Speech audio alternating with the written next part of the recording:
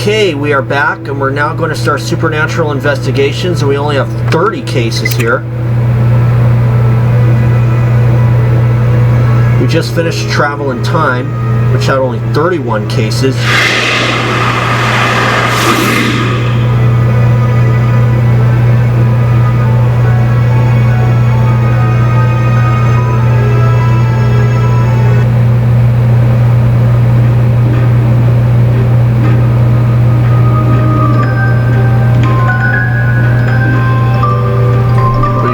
This tune.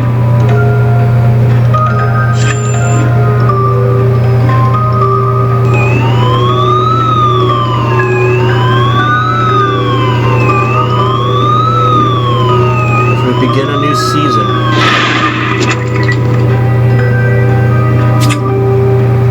Bloodlust.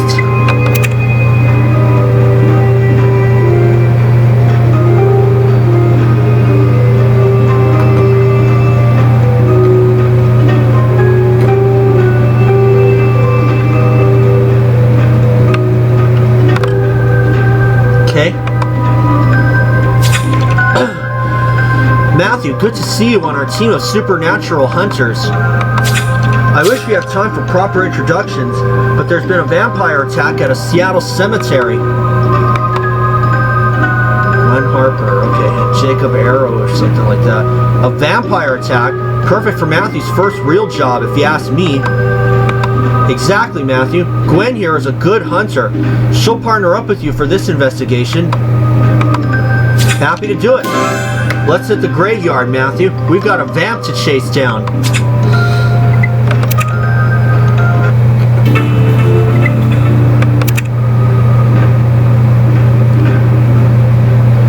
Especially with Halloween only 15 days away.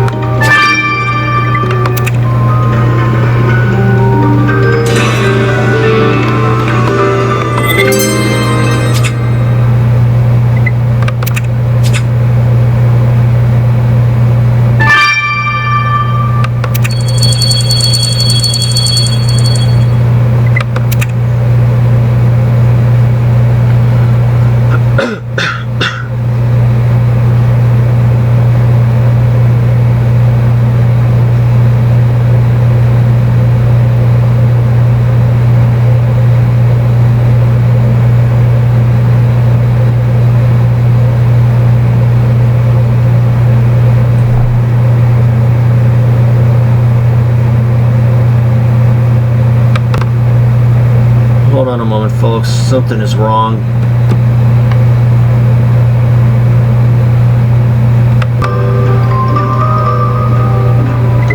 Well, I guess I missed out on that one.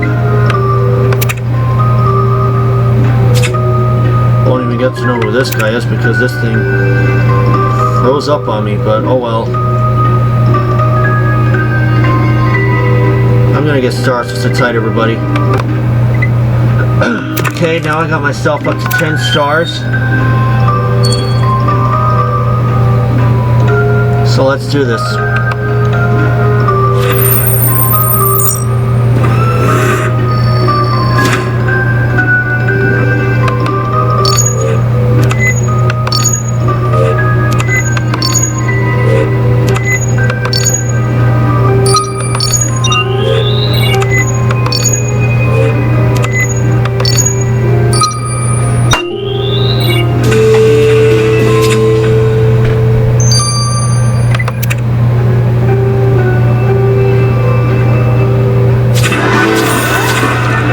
Now we've got the stuff off that handkerchief. Let's get it to our chemist, Priya.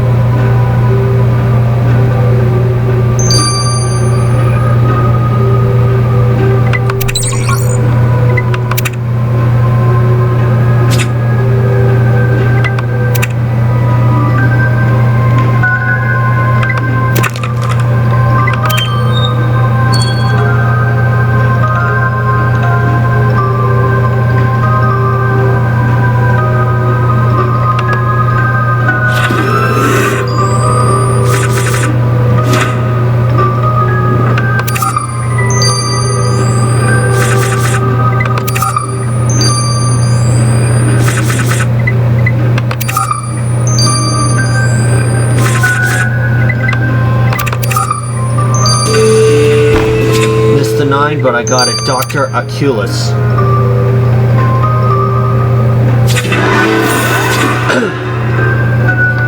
This crest on this walking stick belongs to Dr. Aculus. Of course, Matthew, that's why it was so familiar. Dr. Aculus is a vampire, the leader of the U.S. Coven. He's actually like over 5 centuries old and came over from Europe at some point. Matthew, you might wonder why Dr. Aculus is still alive if we know that he's a vampire, but it's actually more complicated. The thing is, not all vamps are by default evil, you know. They have a choice whether or not to kill. Some choose violence, some choose peace. The same goes for all supernatural creatures. Some didn't ask to be turned, like certain werewolves. There's a lot of moral gray area. Our team only goes after the creatures that we know are evil and causing harm. Dr. Aculus has been a hardcore advocate for peace. But now a girl is dead, and we know this ancient vamp was right there. He'd better have a good explanation, Matthew.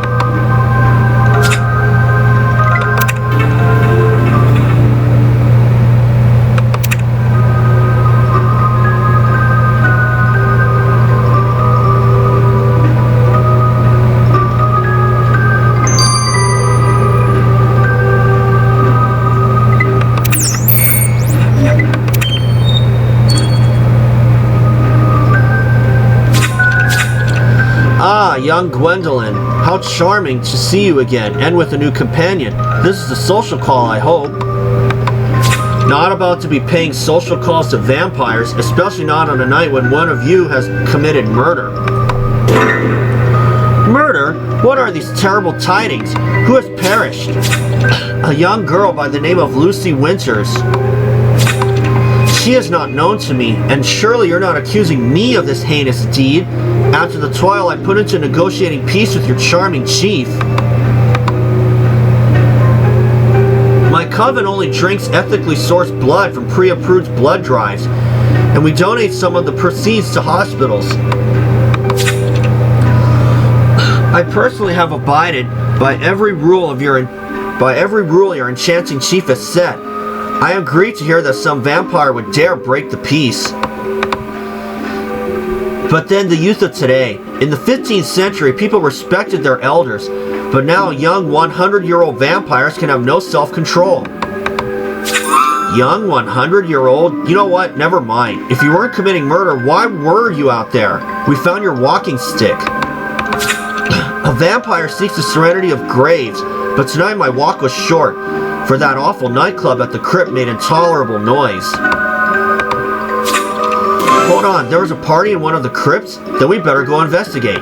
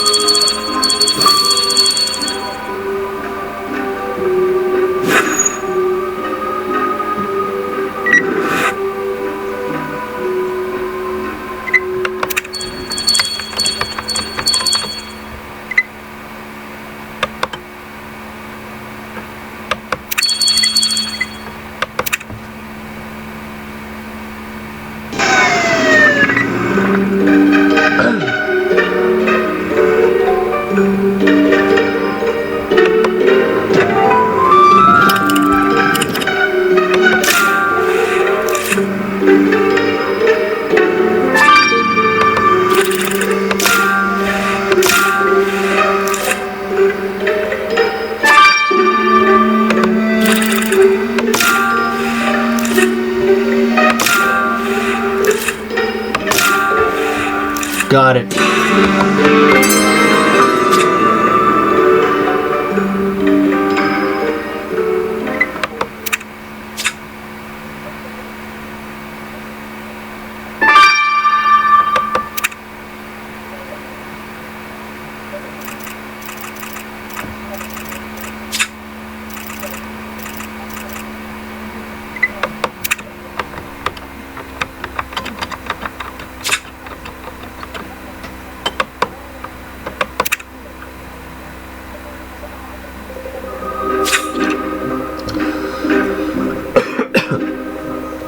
Dr. Oculus wasn't kidding about a nightclub. Who has parties at Crypts, Matthew? Extra edgy youth, I guess. But come to think of it, the party might explain why our victim was out here, and in that nice getup. Anyway, back to the clues. Great, that's a poster promoting the musician playing here. Decrypting their torn-off name will give us a lead. And we should search through that drink tray as well. You never know what we might find.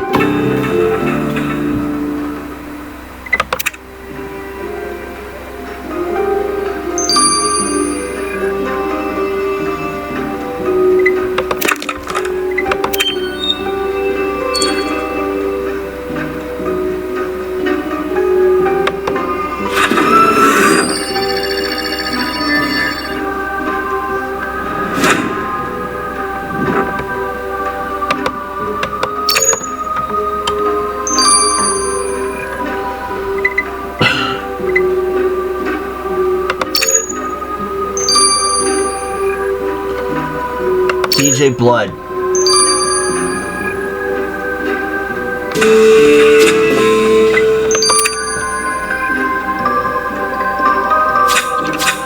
The musician playing here tonight was one DJ Blood. Of course, someone with that stage name would pick a crypt as a gig venue. I guess when we interview him, we should pretend we're journalists. We can't say we're supernatural hunters, but reporters will make sense to him. With that in mind, Matthew, let's ask DJ Blood if he's seen our victim. Of course, my voice sounds a little different. That's because I've been fighting a cold since Sunday evening.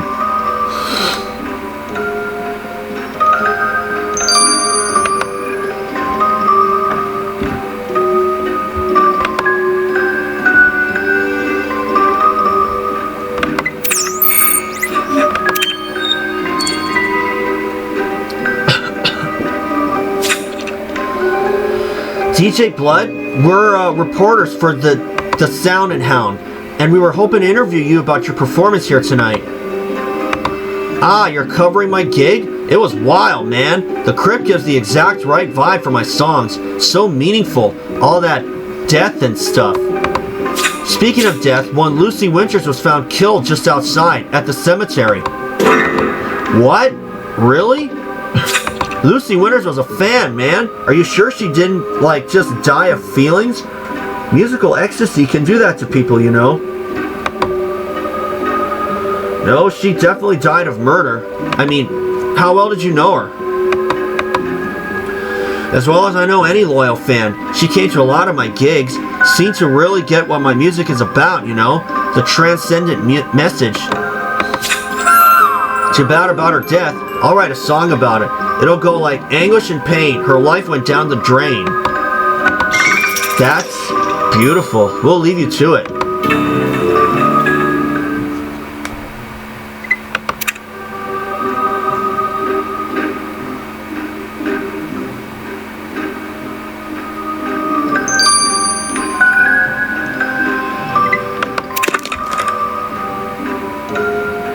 Wait a minute, folks. I better refresh just in case. Okay.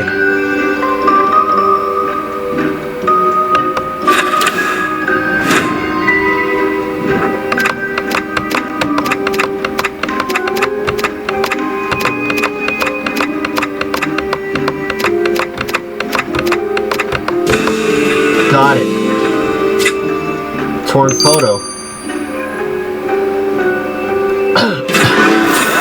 There was a torn up photo lurking in the drinks tray. Nice, Matthew. It could be a clue. Let's put it back together.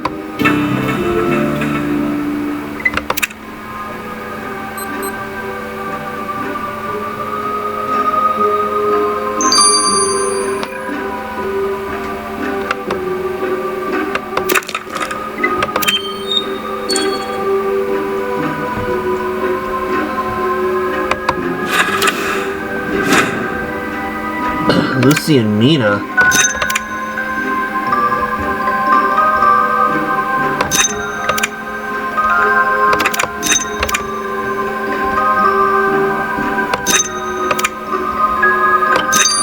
Got it.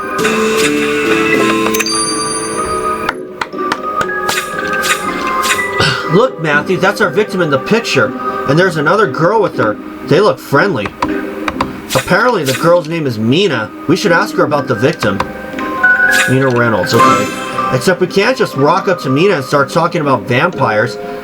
Let's pretend we're just partygoers wondering what's going on.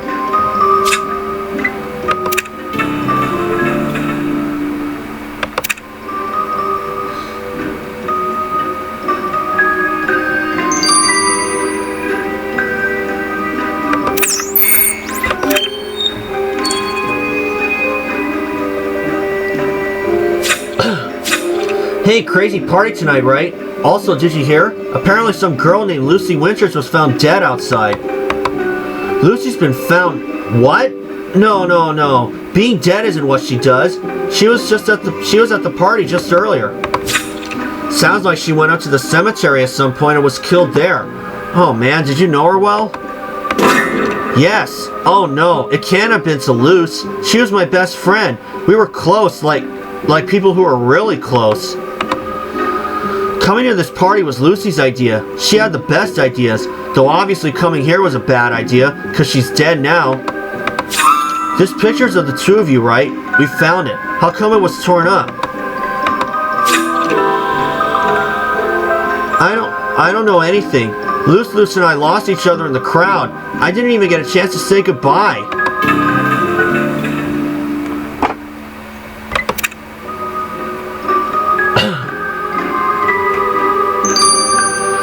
I'll see you guys when these two are done. Hopefully my voice will recover by then. Okay, we are back. Let's get the results of the autopsy. Ben Shepard, that's their coroner. Matthew, so great to have you with us. I guess Jake gave you the introductory speech. Nope, we landed this vampire case, and there wasn't time to sit down and talk. Funnily, Matthew, vampires are how our team began 25 years ago. At first it was just Jake and me, best buds hitting the road.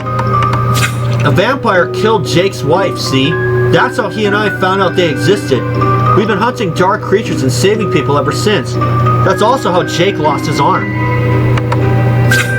Yep, and along the way the team grew to include me and others. And it was all very heartwarming, except for the part with the gruesome murders.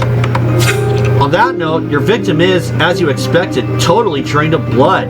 Going by rigor mortis, she was murdered at midnight.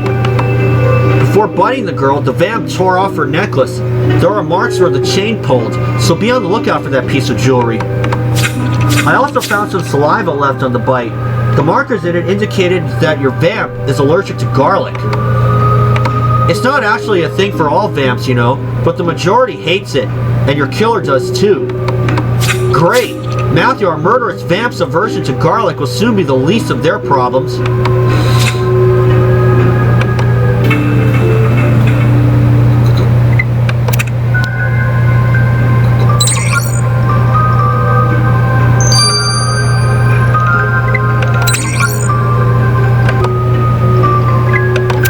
Okay, now the strange substance.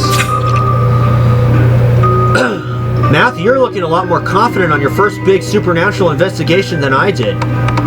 A part of me is still amazed that vampires, ghosts, and all sorts of creatures are real and live alongside us without us knowing. Almost the most amazing thing to me is that most creatures, including vampires, can look like ordinary humans until they show their true face. I've always known all that. My family are supernatural hunters, so I've grown up in the life. Well, most people don't, and as you know, Gwen, my own discovery of the supernatural was quite traumatic. But moving on, Matthew, the sample from the stained hanky did show traces of your victim's blood, but not just that. Mixed in with the blood were tomato juice, vodka, spices. In short, the ingredients of the Bloody Mary cocktail. Your vamp must have had a Bloody Mary earlier in the evening.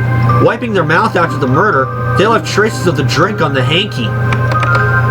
The vamp should have stuck to cocktails instead of drinking human blood. As it is, Matthew, they'll have to face justice.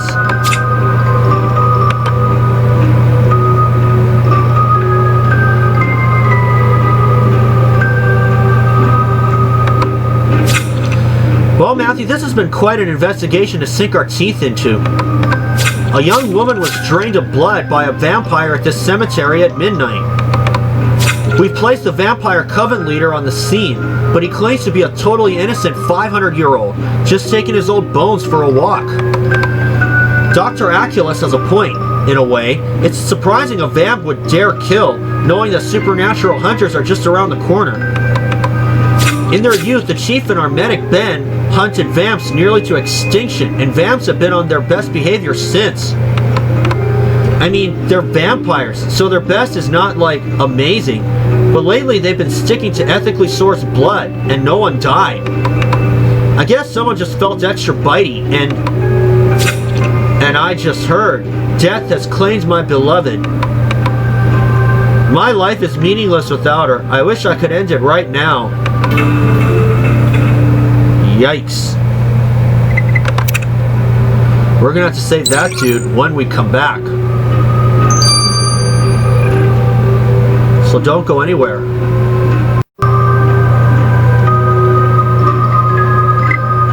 Okay, we are back. Let's start chapter 2 of Bloodlust.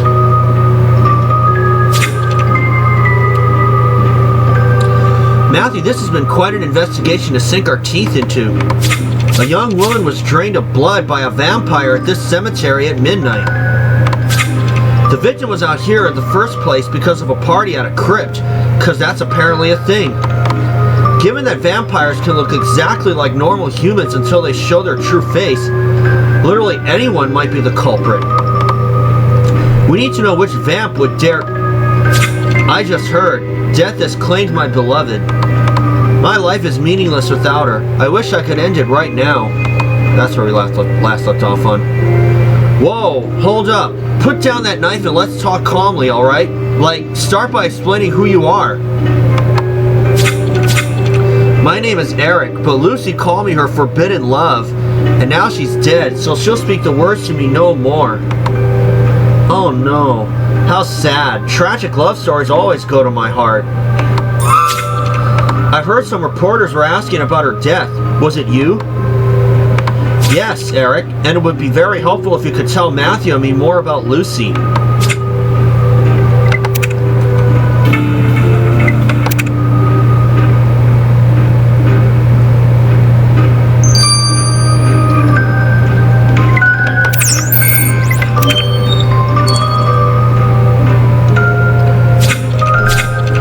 Matthew, Lucy was the love of my life. How, oh how can I possibly go on without her? I can't imagine what you're going through. It's so hard for me to hear of love torn apart. Had you been together long? Not long, but our devotion was so deep and forbidden. I'm older than Lucy, and my family didn't approve of our love, but I didn't care. She was so pure, so sweet. We held hands in the moonlight and read poetry. Just last week we had our first kiss at her favorite spot, the stone giant statue. Tonight I hoped for a rendezvous at the crypt, but I drank one Bloody Mary after another in vain and never saw my love appear. Wait, you're saying you were both at the club but didn't run into each other? Such was our tragic fate, and now she's dead, and I can never know happiness again. You have all of my sympathy, Eric. And you mentioned a statue she liked? Matthew and I had better investigate it.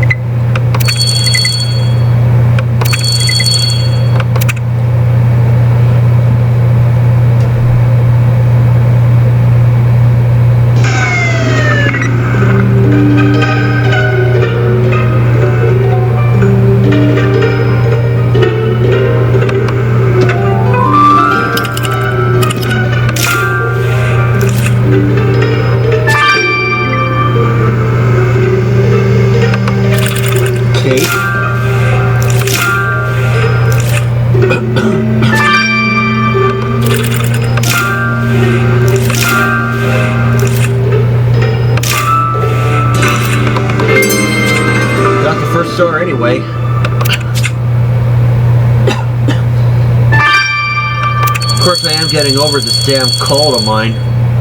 I've been sick since Sunday evening. Matthew, I'm a bit surprised that this creepy giant statue was Lucy's favorite place in town. I guess it says something about her. Anyway, that's clearly her bag. Her ID is peeking out of it, but what's it doing here? No teenage girl would chuck her bag like this. Do you think the vamp brought it here after the murder? Let's look through it for clues. And hold on, is that a cake depicting a girl, brown hair like our victim, with blood gushing out of her neck?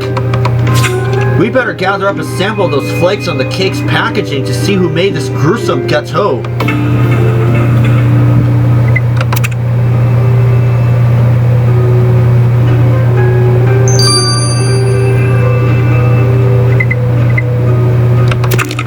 Let's get everything.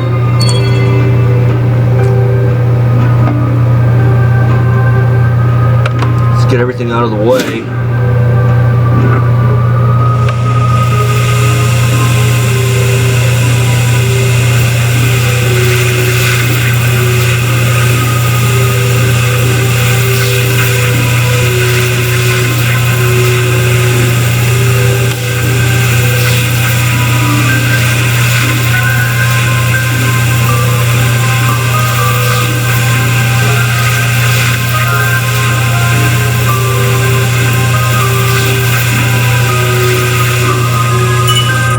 Got it.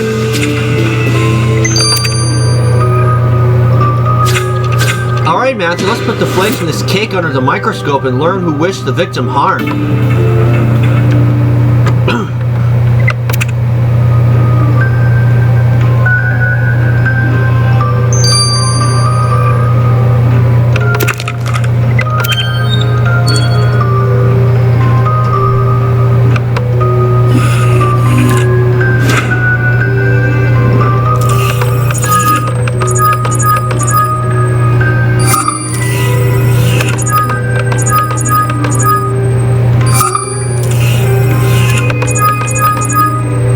Okay. 1, 2, 3. Okay. Only 2.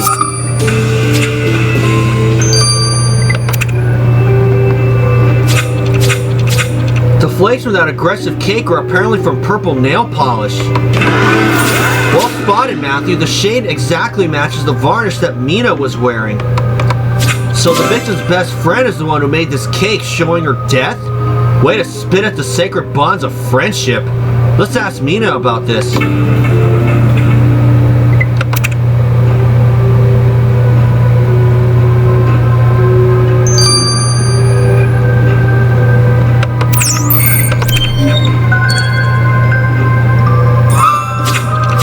Mina, so if you were such good friends with Lucy, how come you made a cake depicting her death? Oh no, you found it, Matthew, and now you're looking at me with that judgy face. Look, Lucy and I had a fight. She kept saying that vampires were real and making fun of me when I tried stopping the crazy talkiness. I was like, dumb girl. Girl, I'm allergic to garlic. Does it make me a vamp now? And she said I was dumb. Like, hello? So I told her I hoped she'd get eaten by her vampires and made her that cake. Excuse me. But now I heard she was killed by an actual real vampire with the fangs and the blood and the menacing swoopage. Where did you hear that? I don't know. People at the club were talking. Not the point. Point is, I didn't really want her to die. Not like that. Not like anything. The party was supposed to be fun, Matthew. Not all deathy and vampire-y and nightmare-inducing.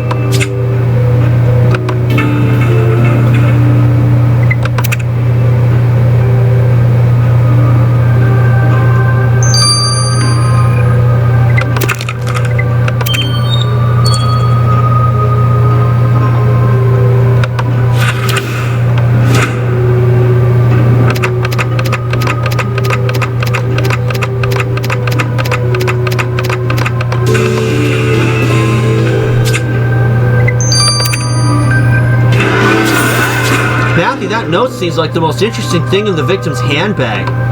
It goes, Hope Withering fled, and Mercy sighed farewell. Meet me at the cemetery at midnight. Midnight at the cemetery? That's the time and the place of the murder. This note must be from the killer vamp, luring Lucy out there. But what's that about hope and mercy? Maybe Felix can tell us. He's our occult expert and culture dude. Let's send him the note.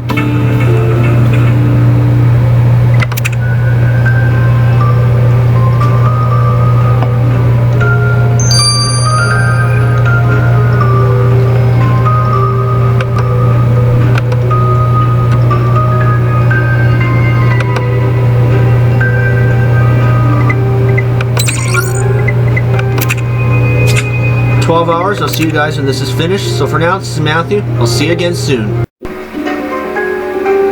Okay, we are back. Let's get the results of the killer's note. This is from Felix. Felix Reed. Love that last name. Yo, Matthew, what's up? Been looking forward to seeing you. The hot new recruit joining the team. I guess I should fill you in on me, like what my deal is and how I came to be in the supernatural hunting life. Only if you want to, dude. It's a short story. Was a college student, but then a lizard monster came along, chomped on me. Boom. I can never walk again and have to figure out what the heck happened. So I hit the books in a new way, studied all this occult stuff. Then the chief found me, and lucky he was, because I'm like the best at this now. Well, hotshot, what do you have on the killer's note that we sent you? All that about hope fleeing and mercy sighing. That was on the culture side, not so much the occult. The hope withering situation is a quote from one dusty poet, Lord Byron. Byron was a 19th century British bad boy sort of dude. Wrote lots of gothic drama stuff. Your killer clearly feels his vibe. So a murderous vampire reads dramatic poetry. Sounds fitting, Matthew. Granted, this case hasn't been short on drama, with crypt parties and all. And on that note, we should visit the place again.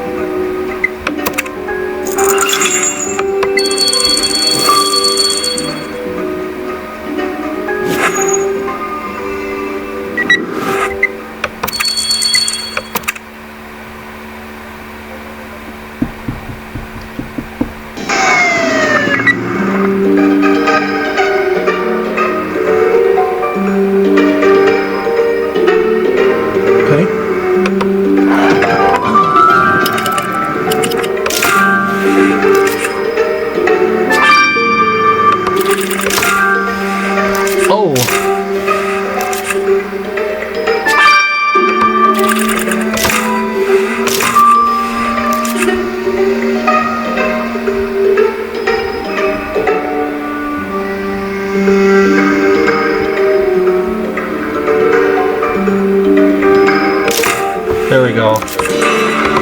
No way I'm gonna get the first star.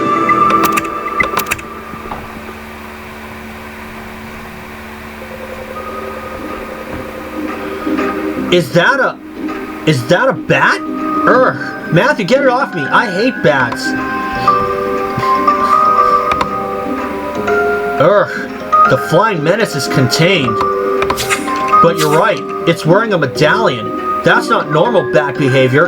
Is the creature someone's pet? Vampires have an affinity with them, as you probably know. Revealing the name on this medallion will give us the bat's master. And good call. Let's unlock this video camera and see if it's recorded anything interesting from the party our victim attended.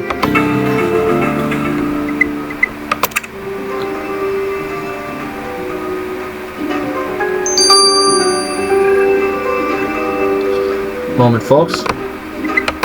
Okay. Let's get this out of the way.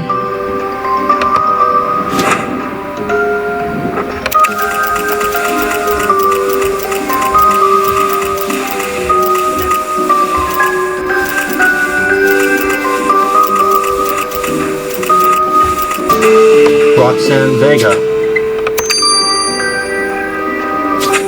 The bat apparently belongs to one Roxanne Vega. Given it was here, she might have attended the party. So we better find this lady with the suspiciously vampire-ish pet, Matthew, and interview her like the reporters we pretend to be.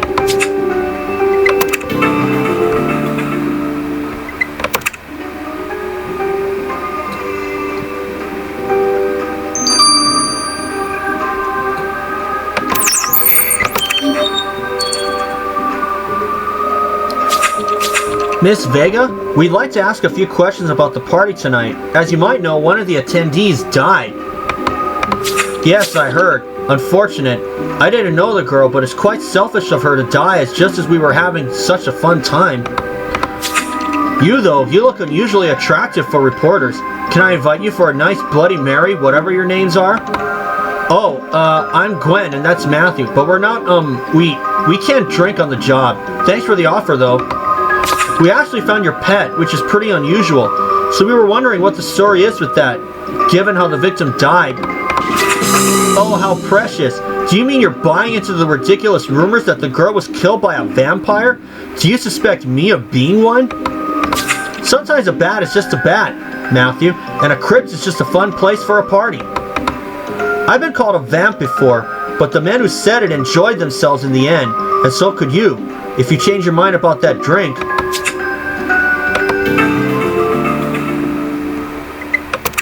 That's a little creepy.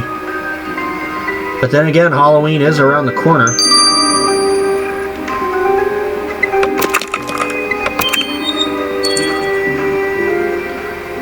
We do have about only 15 more weeks left of the year about.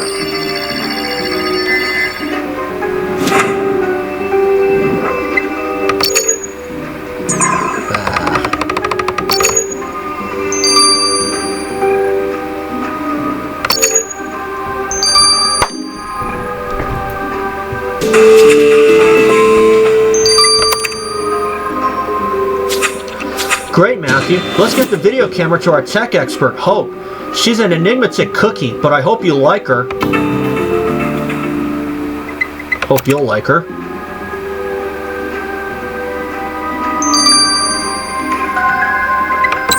"6 hours only. Cool. I don't have to wait until tomorrow then. So I'll see you guys when this is done. I gotta run to my work right now. I'll see y'all soon." Okay, we return. Let's get the results of the unlocked camera. Matthew, excellent. We meet at last. Great to make your acquaintance. I hear you have a background in law enforcement. That will certainly be useful in our pursuits. Pursuits? You do have a way with words, Hopi. Call me Hopi again, Gwen, and your pillows will start mysteriously emitting electricity the moment your head touches them. Don't mind us, Matthew. Hope and I totally get along. We share an RV and everything. You say it like it's a good thing for such incompatible personalities to be cooped up together. Tough love, I get it. Anyway, I hope that you've got stuff on that video camera for us. Has it recorded anything from the party? Actually, what will interest you is an excerpt from before the party, when DJ Blood gave an interview. See for yourselves.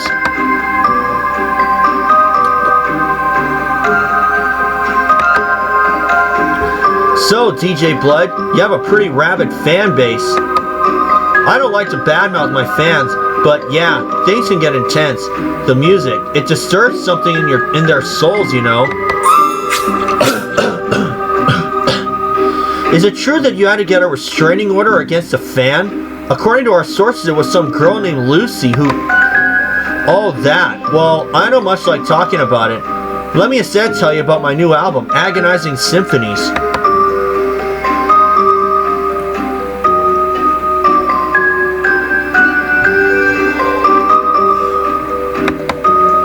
Oh wow, let me get this straight. Our victim was such a zealous fan of DJ Blood that he got a restraining order against her? Indeed, and I can confirm that the order exists. I've hacked my way to it in the police archives. DJ Blood said he didn't like talking about the incident, and he sure didn't mention it to us, but now we'll have to make him sing.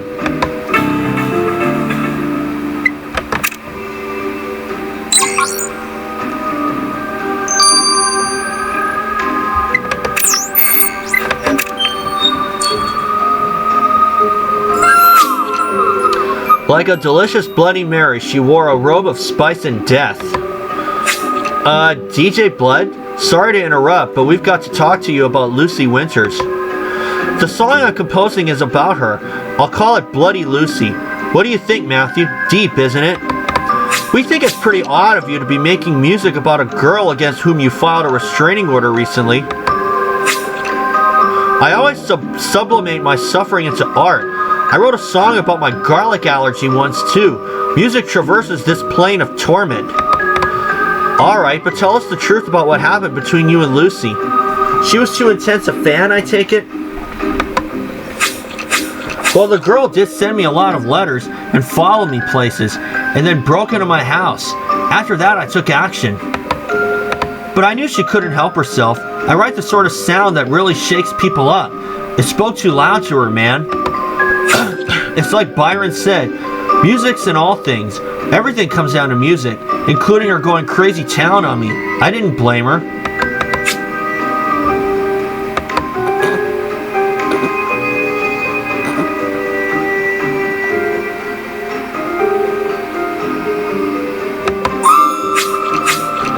Gwen, where are you and Matthew in the investigation?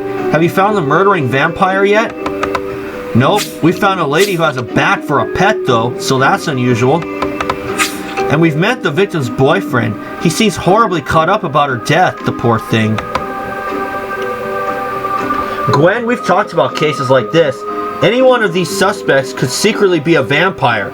Nobody's a poor thing until proven innocent. I guess. Oh, and we've also learned that our victim was convinced vampires were real. To the point of falling out with her best friend over it, which makes me wonder if she really knew something.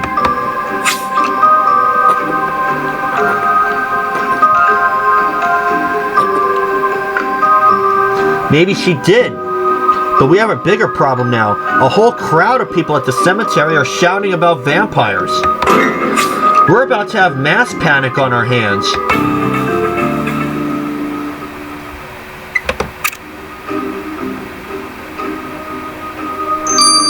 We'll have to deal with that in Chapter 3. Do not go anywhere. Okay, we are back. Let's start Chapter 3 of Bloodlust. For Supernatural Investigations, this is the first ever case. This was where we last left off on. We'll have mass panic on our hands, and that will surely attract the police. Oh no, we can't have the cops asking what we're doing, nosing around this murder. Gwen, Matthew, go to the cemetery immediately. You have to calm these people down or we'll have trouble.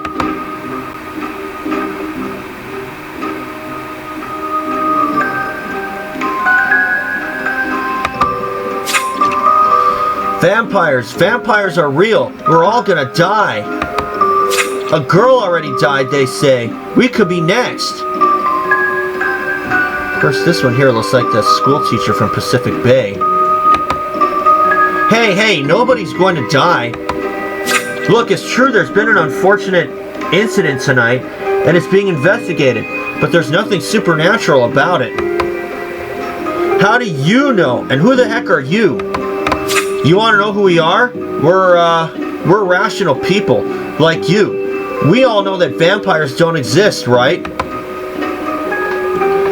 I guess. We haven't actually seen any vampires. And you won't. Because vampires aren't real.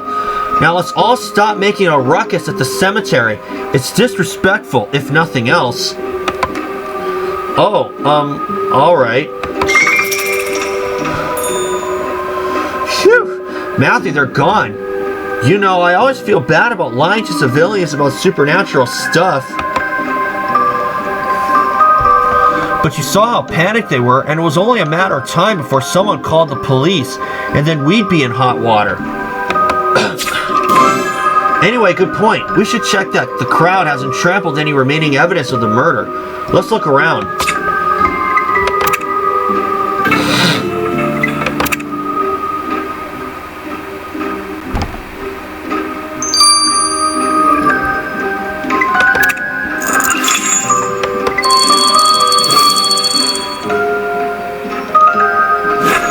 Also had a pretty big dinner, so obviously I'm a little tired.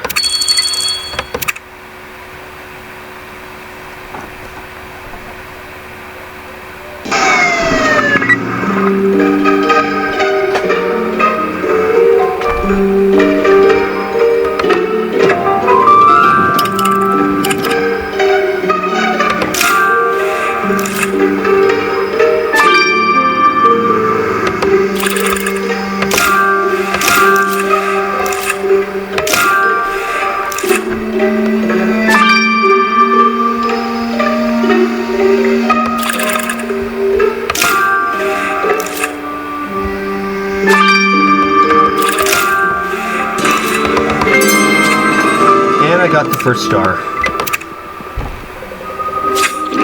Is that a tiny coffin with the victim's initials on it? We better unlock it to see what's inside. And that plush toy heart is so romantic. You're right, there's a note attached to it. Let's reveal what it's about. And while we're at it, let's also fix this torn up portrait. It looks vaguely like the victim, like it's the victim on it. Let's get started, Matthew. At least one of these clues is bound to shed light on the murder. We can't let a killer vampire roam free.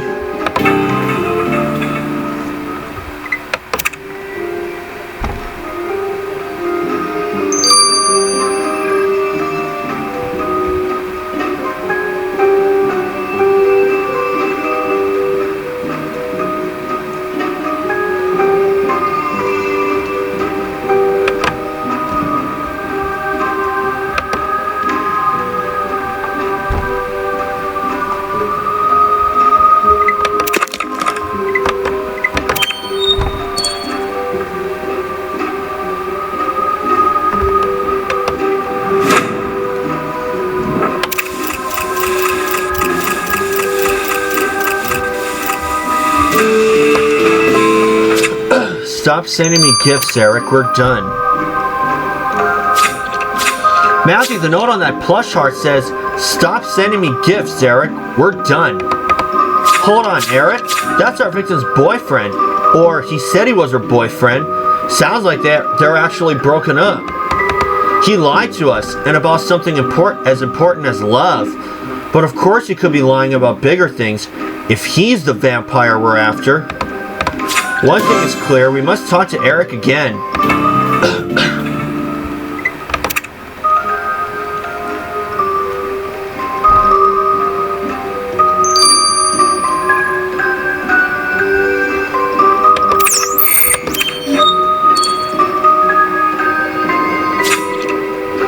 Ah, kind reporters, it's you again. Good of you to check on me, but my life is still not worth living without my love. Yeah, about that. Isn't it true that you two were no longer together? Ah, so you know the truth, Matthew. My humiliation is complete. Yes, despite the flames of devotion burning in my chest, Lucy spurned me. Like Byron says, I only know we loved in vain. I was ready to battle fate for her, to defy my family, to make every sacrifice. But she said she got bored with me. Bored of our epic love. By the end, she looked at me as if I was something as awfully toxic as garlic. But you weren't ready to give up, were you? You sent her gifts even after she'd broken up with you. I knew that whatever she said, deep inside, Lucy loved me. It was only a matter of time till I made her see it. I never quit trying. Oh man, you sound like every creepy boyfriend my friends have told me to ditch. I just hope he didn't escalate all the way to murder.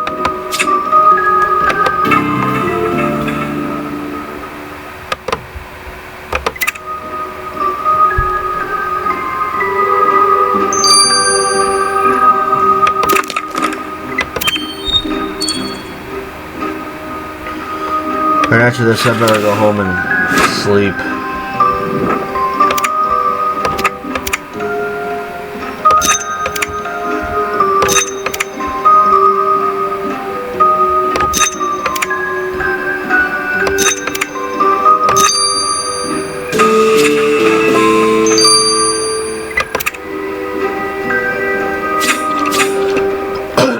This portrait is of the victim, Matthew. Who on earth would keep an oil painting of her, and why? It's got a word written on it. Amenitare. Let me look that up.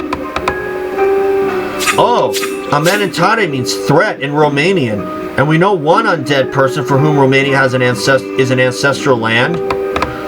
Also, Dr. Aculus would absolutely keep a portrait of his enemy instead of a photo.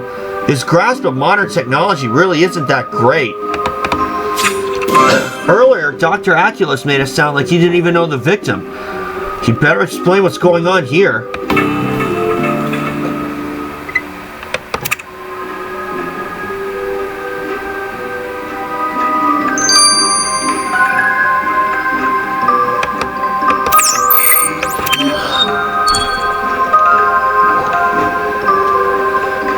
Matthew, young Gwendolyn, I was just reflecting on the nature of humanity.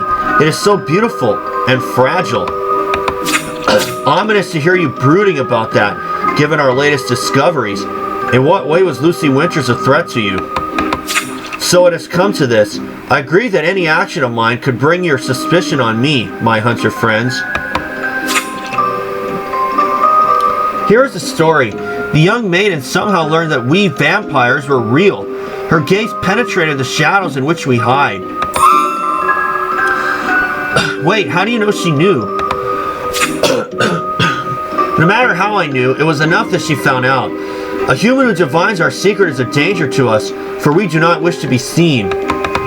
Convenient for you, then, that this danger was silenced. No, I already told you, this death benefits no one. It imperils us vampires by bringing your keen eye on us. Violence breeds violence, my friends.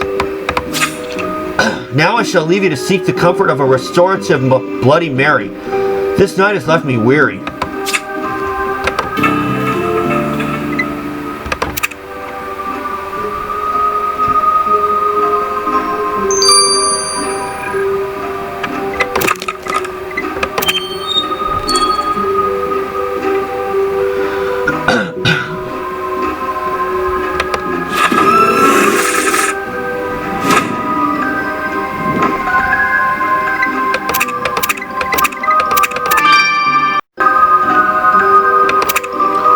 Sorry guys, ran out of film time.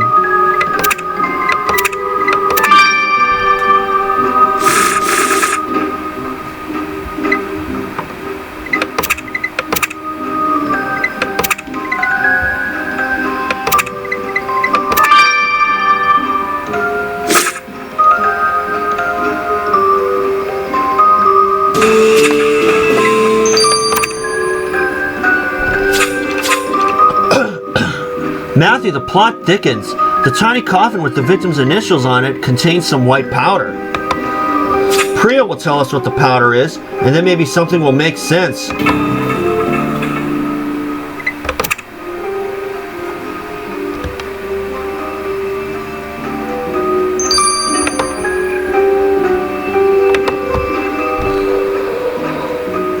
I'll be seeing you guys when this is finished.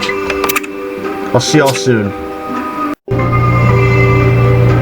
And we return. Let's get the results of the mysterious powder. You know, Gwen, some days I miss working for a pharmaceutical company. I bet you miss the paychecks. Matthew, Priya was a high-flying chemist before giving it up to chase after monsters and sleep in an RV like a hippie. It's true the lifestyle isn't the easiest to get used to, but I only meant that I miss my old state-of-the-art labs, which would have been useful when I was checking out the powder you sent me.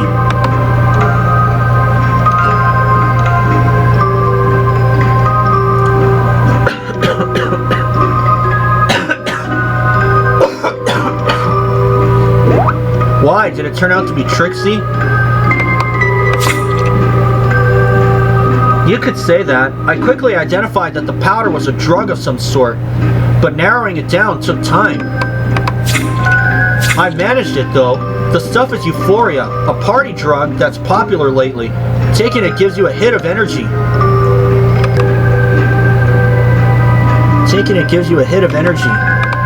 But once you crash, you'll be weak and lethargic, which is of course dangerous, since anyone could take advantage of you then.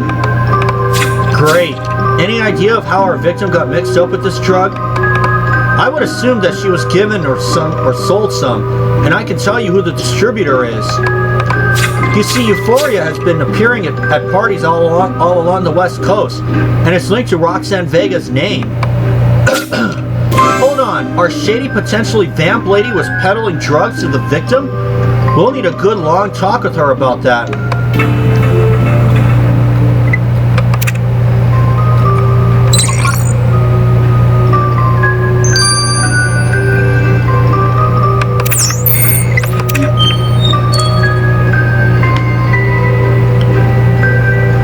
Change your mind about me tempting you for a drink, Matthew? Go on, it's on me. On you, like these drugs were? Or did you make Lucy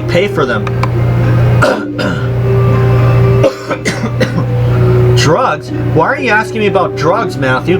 Is it also for that article you were writing? You never said what paper you worked for. You must have forgotten. Anyway, our research linked you to the drugs, and as such to the girl who died tonight. So, yes, that girl you're so interested in. I'll grant you she was a sad Byronic beauty, but she didn't look like she was enjoying the club very much. Rest assured, if I were to offer her drugs, which of course I didn't, it would only be to liven her up. And if I had provided her with the narcotics, I'd be sure to be there for the come down, when she'd be so vulnerable and sweet. Way to sound like a predator. Predator? I'll take that as a compliment. I like sweet things. You can print that in your article. Just don't mention my garlic allergy. And if you want to keep a closer eye on me for your research, well, I'd only enjoy that.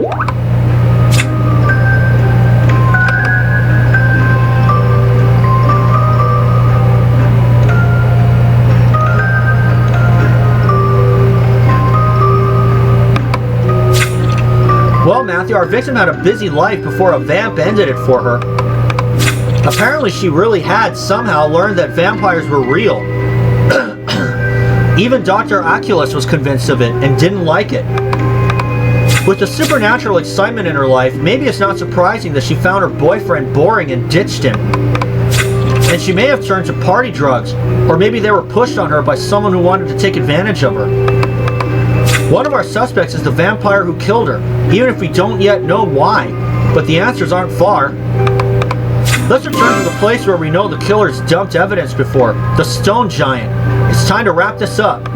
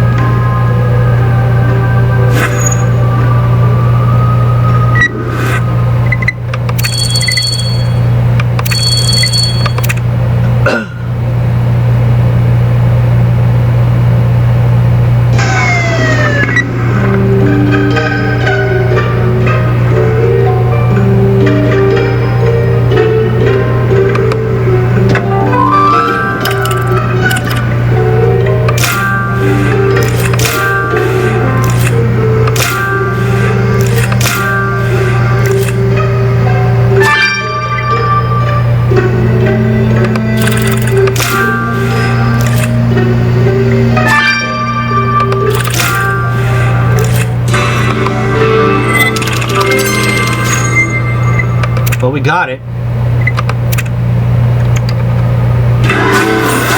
Matthew, that candle has blood on it, and it totally looks like it was taken from the crime scene. Let's take a sample from this waxy clue and hope the killer's left some traces on it.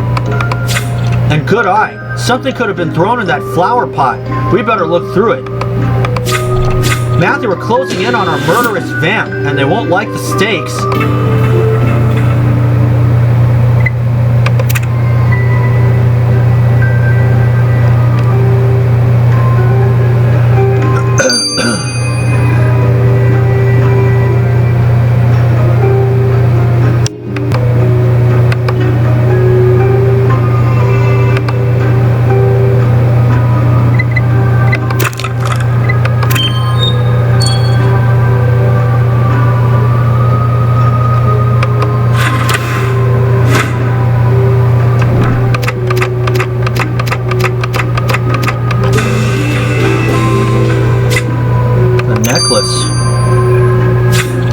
There was a necklace amid those roses, Matthew, and it matches the earrings the victim was wearing.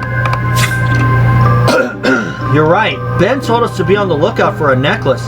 This must be the one. Let's send it to him.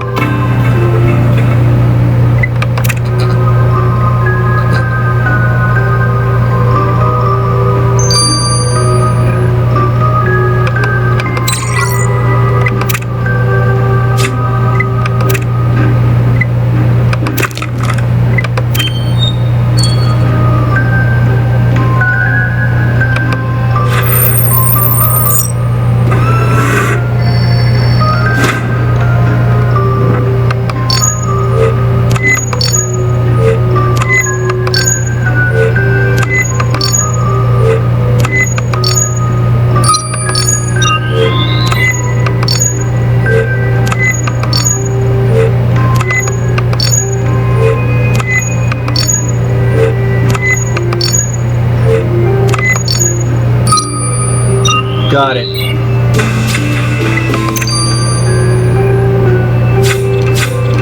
Let's send this blood sample from the candle to Priya, Matthew, and waste no time in vain. I mean vain.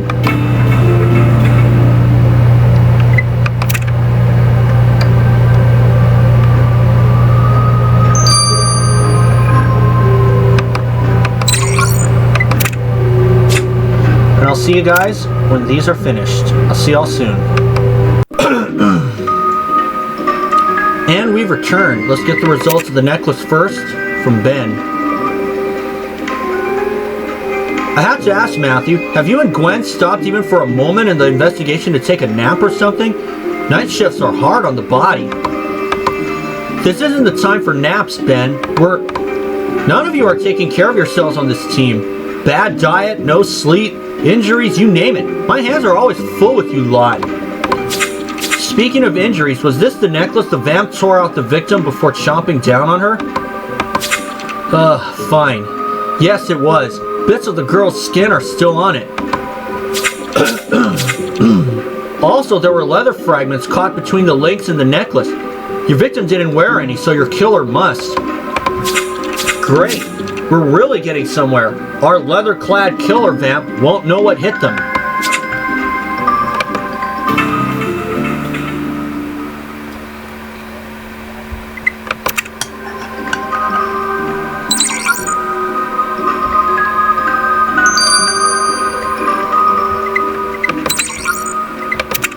Now the blood from Priya. No, Mama, I haven't tried your curry recipe yet. Why? Well, I don't have time to cook, and... Mama, my coworkers are here. I have to go. Sorry about that, Matthew. My mom likes to check up on me often. Very often. Hey, at least she cares. Yes, but it's awkward. Lying to my family about everything. They think I'm still at my pharma job. Whereas here I am, roving around the country in campers with the rest of the team, solving supernatural crimes. Yeah, your family not knowing is tough. Listen, family aside, can we talk about the blood sample we sent you?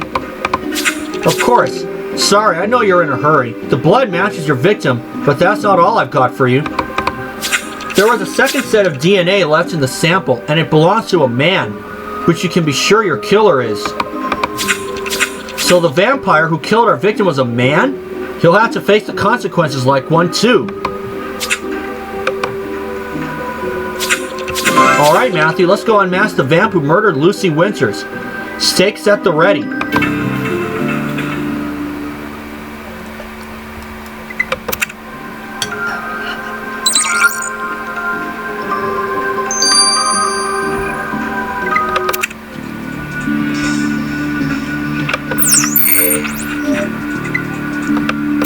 Nope, not Dr. Oculus. Wait a minute. No.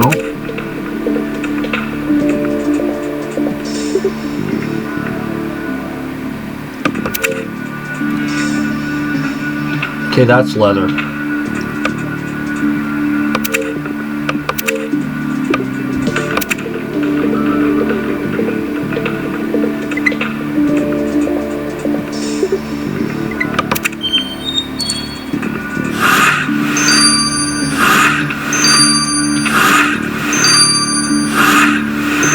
Yep. Took my time. I got it right. DJ Blood, we're guessing the blood in your name is literal, because you're the vampire who killed Lucy Winters. Wow, you guys are suddenly scary looking. What's with the wooden stick? Don't pretend you don't know, Blood. Do we need to spell it out for you? Your ruse is done. You may as well show us your fangs. Fangs? I don't have any. Why would I? But I'm guessing you're not really reporters, are you? No, we're supernatural hunters, and we're done with you and your evasions. We know you lured Lucy out to the cemetery at midnight with a note. And then you tore away her necklace and bit into her veins. You sucked her blood out like the monster you are. That girl was your fan and she trusted you, and I could get no peace from her. You want the truth, Matthew? Fine, here it is. I did bite her, but she asked to be turned. So your real face comes out, and she... What? Lucy wanted to become a vampire? Yes. Look, the day when the girl broke into my house like a crazy fan, she saw me drinking blood. She realized what I was. Ever since then, she'd been hounding me to turn her. She had this weird romantic idea about what vampires are. Obviously, I said no. First off, Dr. Aculus would have my head if I agreed. Secondly, she didn't know what she was getting into. Being a vamp isn't all fun, man. Hunters everywhere, blood hard to get, and my music career suffers from me only ever playing gigs at night. I tried to explain to Lucy, it's not going to happen. It's not going to happen. But the girl was like a broken record, threatened to kill herself if I didn't do it. So what, you bit her out of the goodness of your heart? Well, yeah, I agreed to turn her. I explained to her that I need to drink a little of her blood, and then she'd have some of mine. Except, the moment my tongue tasted her blood, it was heaven, Matthew. She was so tender, so sweet. I kept sucking. My first time having fresh human blood in so long, I drained her dry. But I didn't mean to, I just couldn't stop. And that's exactly why you shouldn't have started in the first place. And now we'll take you to Dr. Aculus to decide your fate. What is this, Matthew? Are you saying that this young fledgling is the one who committed the awful murder tonight? I didn't mean to, sire. Please believe me. The girl asked to be turned, and once I tasted her blood, I couldn't stop drinking. I warned you. I told you that you were rash and intemperate. You shouldn't have left my protection if you couldn't control yourself, William. My name isn't William anymore. It's DJ... I shan't honor that moniker. You'll always be William to me, a young vampire who rejects guidance when he most needs it. And now you'll have to pay the price. I'm sending you to Europe, to my ancestral castle. My keeper will house you in the dungeons. You can forget freedom for the next 50 years at least. You'll learn to control yourself, and no more of DJ Blood or this distasteful music. No, you can't take my music from me. I'll serve out the 50 years, but I'll keep singing.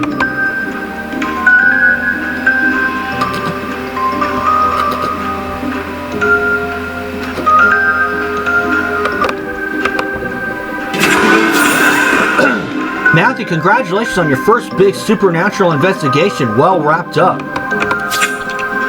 Dr. Aculus just met with me. All apologies about the awful conduct of his underling.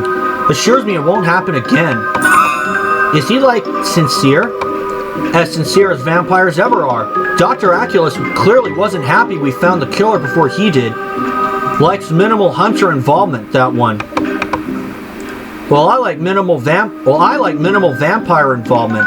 And now that we're done with these bloodsuckers, how about we celebrate our victory, Matthew? Yes, let's.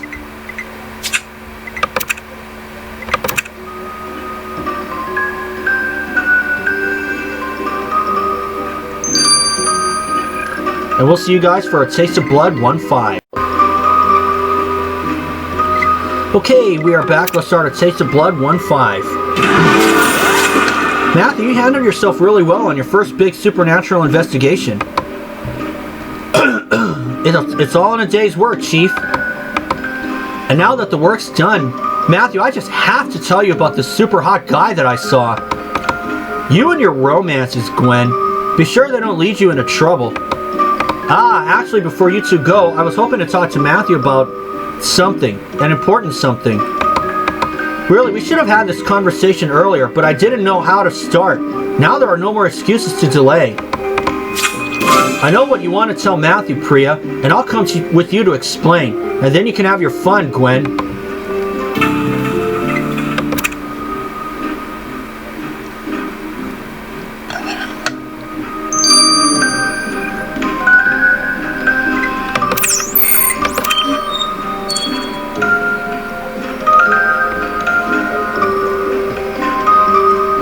Matthew, so if we're going to work together, there's something you should know about me. I don't know how to say it. Say it like it is, Priya. Beating around the bush does no good.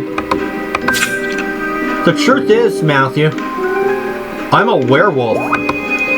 Remember how I mentioned my introduction to the supernatural was traumatic? That's because I got bitten one night when walking home late. Some half-animal, half-man thing attacked me. A brave person appeared and saved me from death. I later learned it was Ben. Even though he explained about werewolves, I didn't believe him until the next full moon came. Then I transformed into an awful beast. I didn't know what to do, and then Jacob here came by and kindly invited me to join the team. I thought about it for a while, and now here I am. And good thing you are. Don't think it was some pity invitation, Priya. We needed a chemist, and you're a darn good one.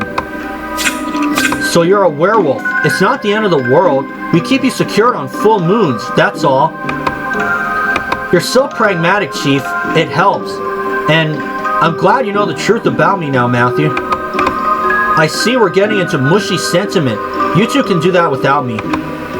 That's our chief, but he's a good man underneath the gruffness. And actually, I did want to talk to you about one more thing, Matthew. I'm a bit worried about Mina, that girl from your murder case. She found out that vampires are real because one murdered her friend. That's a terrible way to be inducted into the supernatural. I know a thing or two about that, and I hope to speak to her, see how she's coping. We agreed to meet by the Stone Giant. Would you maybe like to come along? Okay, sure.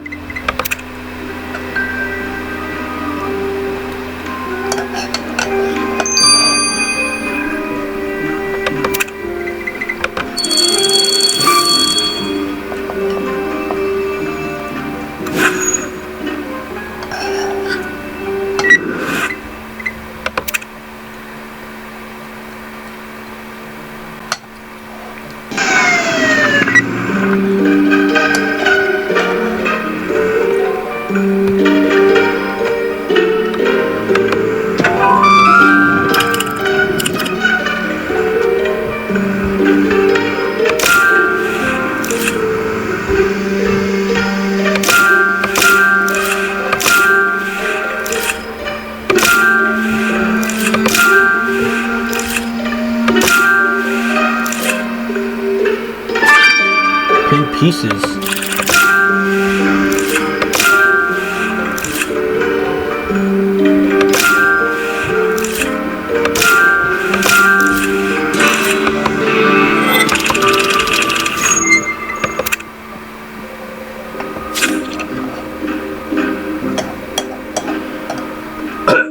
I don't see Mina anywhere. We're a bit tardy to the meeting, but surely she'd have waited a few minutes.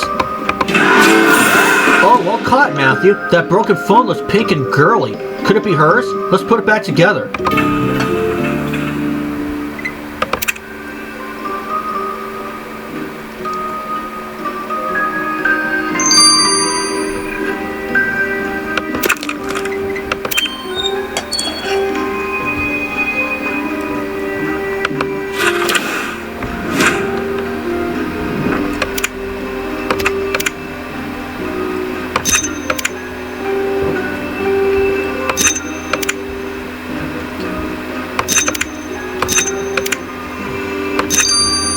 Got it.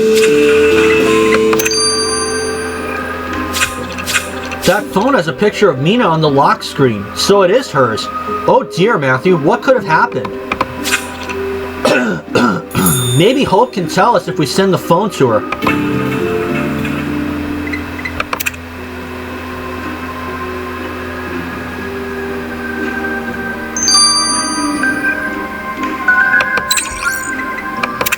I gotta say that I hope Priya has a birthday in February because there are no full moons in February.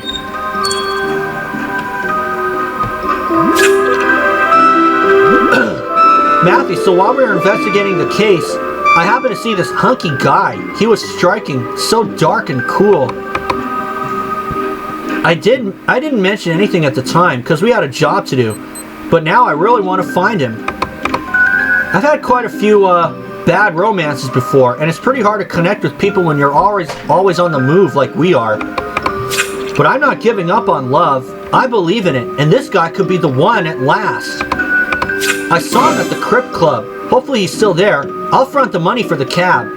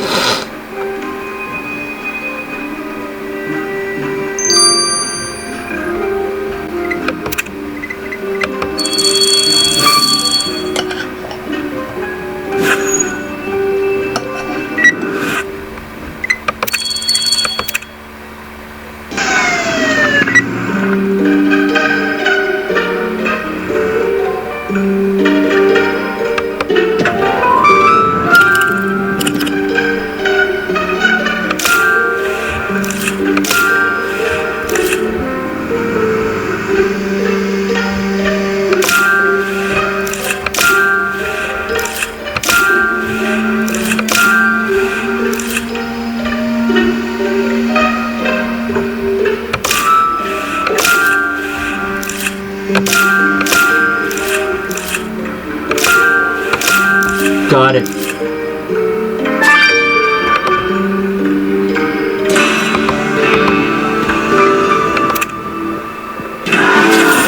Ooh, Matthew, I recognize this skull badge. My haughty McDreamboat was wearing it. Maybe if we pick up some of those particles on it, we'll know more about it.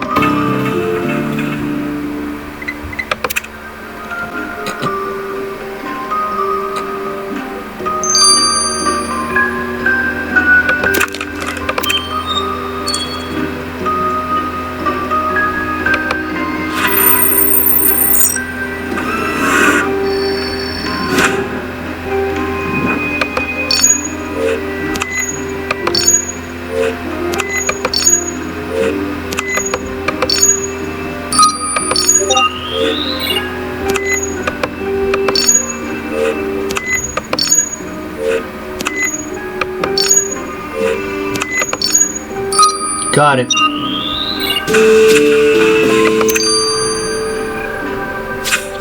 Let's get the particles from the unidentified hunk's badge to Ben. Seeing as Priya's busy, Ben's always a softie about helping out.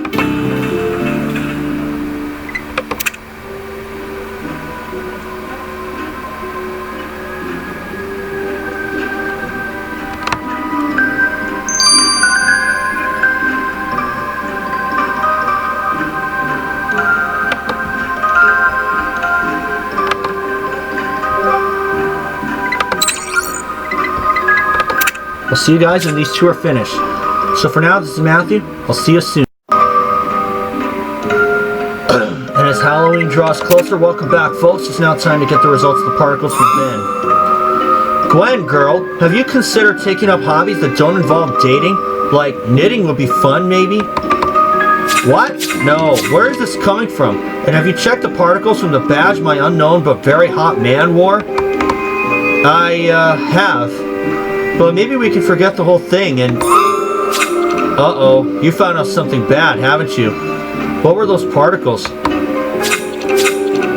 I'm afraid the stuff was skin cells belonging to one Roxanne Vega. Roxanne? That sexy lady who might or might not be a vampire. If she touched the badge, could she be involved with my man? He's not your man yet, Gwen, but he might be hers. I'd better know once and for all. Let's ask Roxanne about the man of my dreams.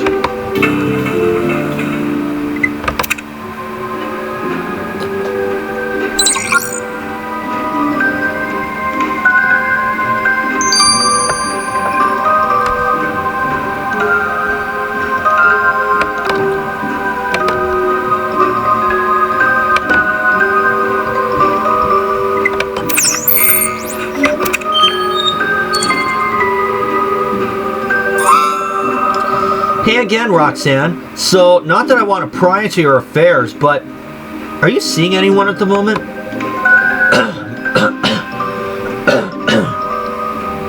My, is this a come-on? Should I take this as your attempt to ask me out? Oh no, I mean, this is totally business and stuff.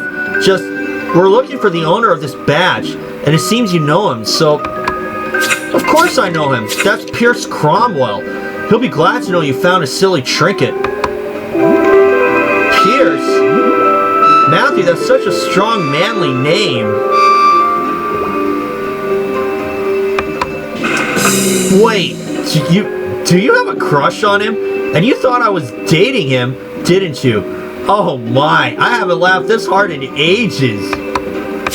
I assure you, my cute redhead, Piercy boy is all yours. And tell you what, I'll set you up on a date with him.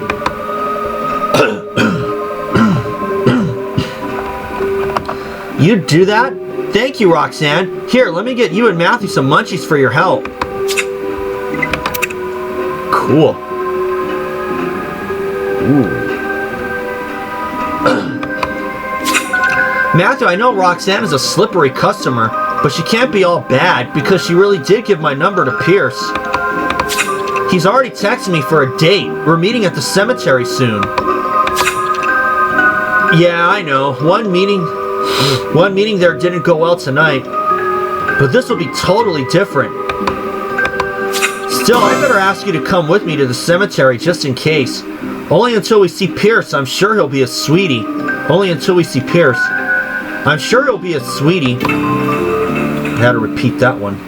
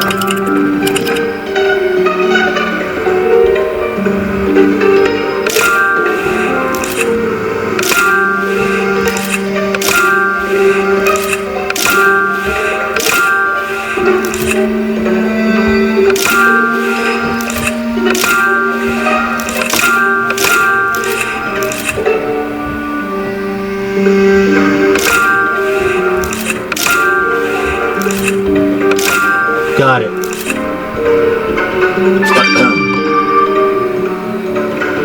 Just for Gwen?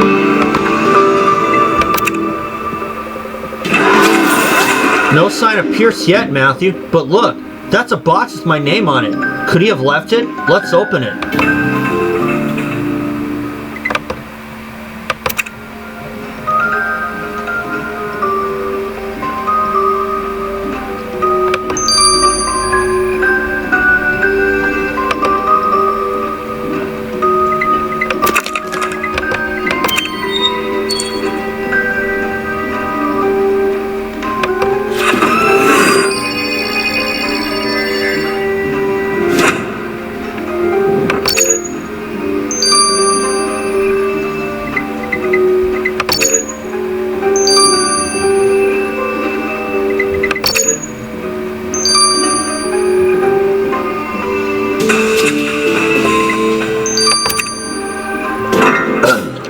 Aw, Matthew, there's a beautiful orchid left for me inside that box. How romantic. A bit weird, but romantic.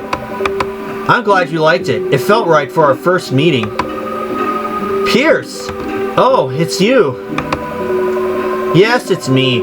And you're even lovelier than I imagined, Gwen. Are you ready for our date? Oh, yes. Matthew, thanks for making sure I was safe. Pierce and I can take it from here. Ooh, nice.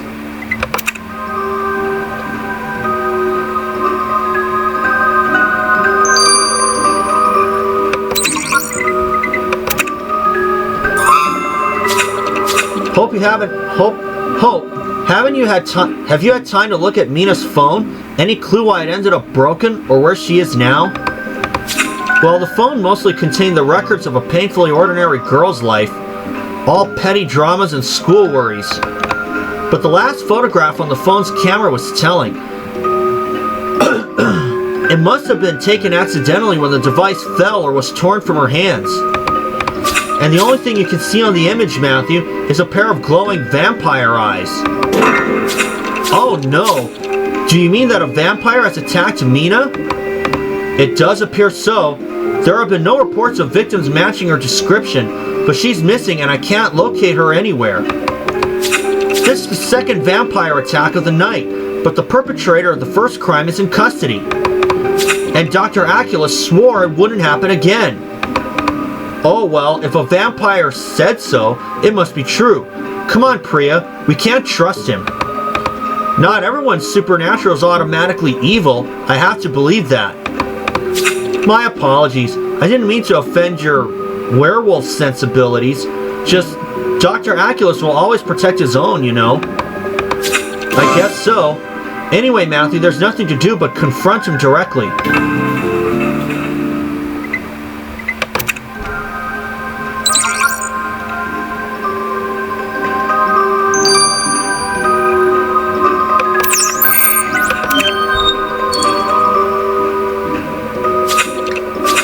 I am astonished at your news that a vampire is responsible for the disappearance of a young girl, Matthew. Simply astonished. I want to believe that you had nothing to do with this, Dr. Aculus, but it's getting hard to trust you. It would already be helpful if you gave us the list of all known vampires. You're surely aware of their identities. To give you their names would be to betray them most grievously. And this I cannot do. Your charming chief already knows this.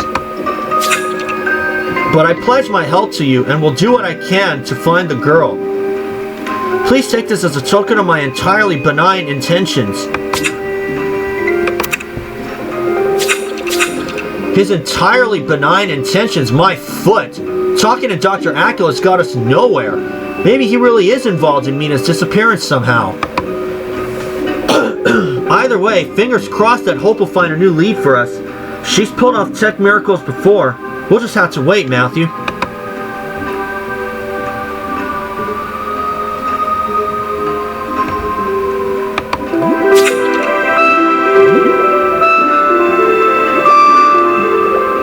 Matthew, my date with Pierce was everything I dreamed of. He was so swoon-worthy and funny.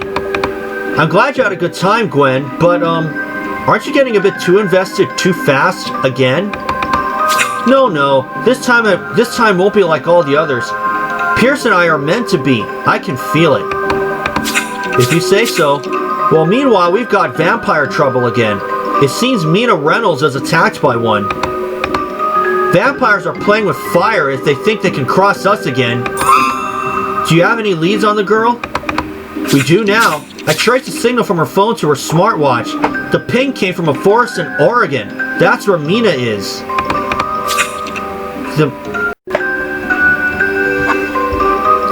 Then we must go find her. Pack your things, team. We're going to Oregon.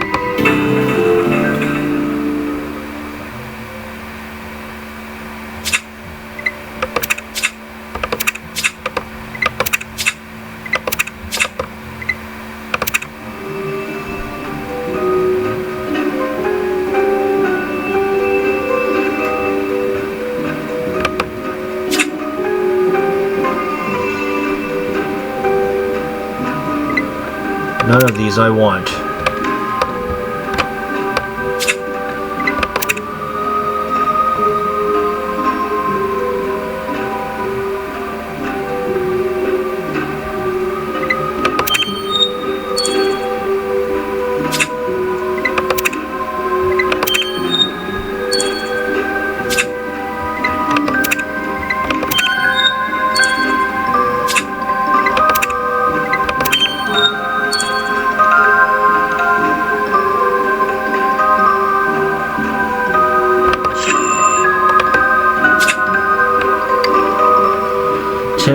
Or October 24th, that's another Thursday.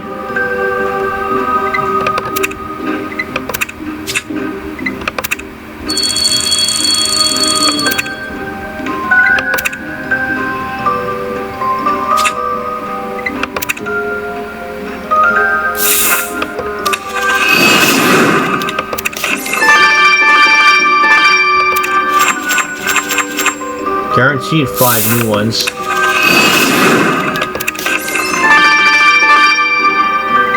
Four. Already got a repeat.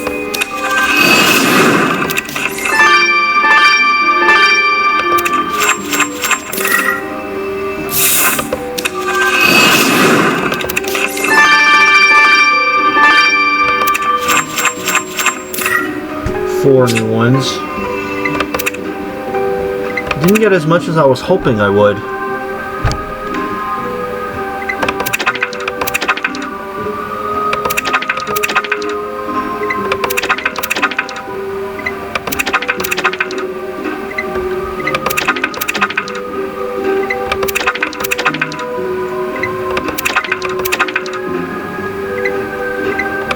Okay, and I'll see you guys on October 24th for Supernatural Investigations, case number 2. And yeah, I did get the lucky daily spin. So I'll see you guys on October 24th.